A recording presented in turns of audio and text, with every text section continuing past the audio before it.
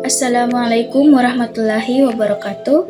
Perkenalkan, nama saya Sheila Rahmadani dari kelas 4A Informatika Universitas Muhammadiyah Makassar. Pada kesempatan kali ini, saya akan membedah beberapa topik besar dalam dunia rekayasa komputasional informatika. Kita akan mempelajari teori dasar, algoritma cerdas, dan studi kasus nyata. Mari kita bahas lebih lanjut. Jadi yang pertama adalah pengantar rekayasa komputasional, yang dimana rekayasa komputasional adalah pendekatan berbasis simulasi numerik untuk memecahkan masalah. Teknik dan ilmiah yang terlalu rumit bagi perhitungan manual, berbeda dari pemrograman biasanya, yang fokus pada logika aplikasi. Bidang ini berfokus pada pemodelan sistem nyata dan prediksi berbasis matematika. Tiga pilar utamanya meliputi pemodelan matematika, algoritma numerik, dan juga komputasi berkinerja tinggi, yang dimana diterapkan mulai dari uji tabrakan virtual mobil hingga simulasi jaringan energi. Selanjutnya ada PSO dan juga studi kasus regresi. Ketika menghadapi masalah yang sangat kompleks, kita membutuhkan algoritma optimasi cerdas seperti PSO. Algoritma ini meniru perilaku sosial kawanan burung saat mencari makanan. Setiap kandidat solusi disebut partikel yang terbang di ruangan pencarian.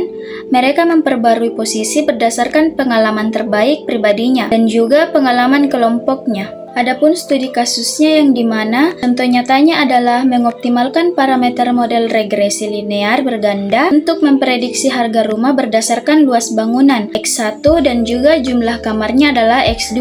PSO bertugas mencari nilai koefisien B0 dan juga B1 dan B2.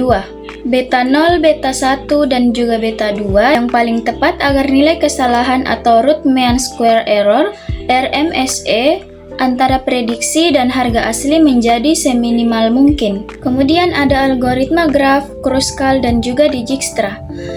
Selain optimasi partikel, dalam dunia komputasi, kita sering memodelkan masalah nyata menggunakan struktur data, graf, atau jaringan. Dua algoritma graf yang sangat terkenal adalah algoritma Kruskal, berfungsi mencari minimum spanning tree atau pohon perentang minimum. Caranya yaitu dengan cara memilih jalur yang bobotnya terkecil satu persatu tanpa membentuk siklus atau perputaran. Sangat cocok dan efisien pembuatan jaringan kabel atau jalan.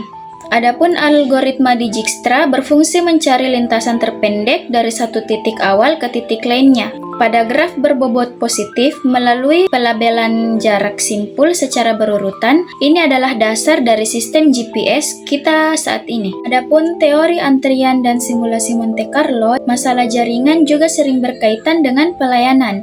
Melalui teori antrian model MM1, kita bisa menganalisis sistem pelayanan loket tunggal atau satu server dengan pola kedatangan dan waktu pelayanan yang acak atau stokastik seperti antrian nasabah di bank.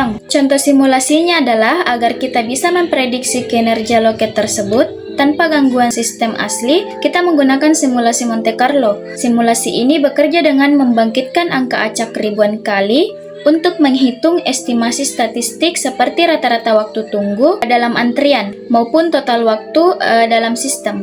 Pada materi selanjutnya adalah algoritma greedy dan juga kasus knapsack. Adapun pendekatan algoritma greedy yang dimana prinsipnya sangat sederhana dan juga cenderung tamak, mengambil keputusan terbaik yang bisa didapat saat ini secara lokal dengan harapan menghasilkan solusi paling optimal secara keseluruhan. Studi kasus yang bisa kami ambil adalah pendekatan ini diterapkan pada knapsack problem, yaitu memilih kombinasi barang yang akan dimasukkan ke wadah terbatas agar profitnya maksimal. Kita bisa menguji strategi greedy berdasarkan profit maksimalnya, berat minimal, atau rasio profit per berat. Hasil komputasi menunjukkan strategi rasio profit per berat menghasilkan solusi yang sangat ideal. Mungkin itu saja yang dapat saya sampaikan.